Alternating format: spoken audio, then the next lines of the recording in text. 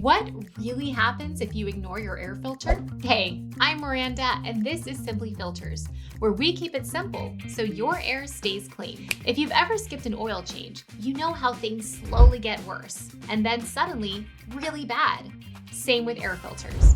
Here's what can go wrong if you don't change them. Your air gets dirtier. Dust, pollen, and pet dander keep recirculating. Your HVAC system works overtime. A clogged filter blocks airflow, which can wear out your system faster. Your energy bill goes up. More energy equals more money. You might even get mold or mildew. A dirty filter traps moisture, and trust me, it's a bad combo. It's like trying to breathe through a thick scarf. You can do it, but why would you want to? Changing your filter is quick and easy, and trust me, your air and your system will thank you for it.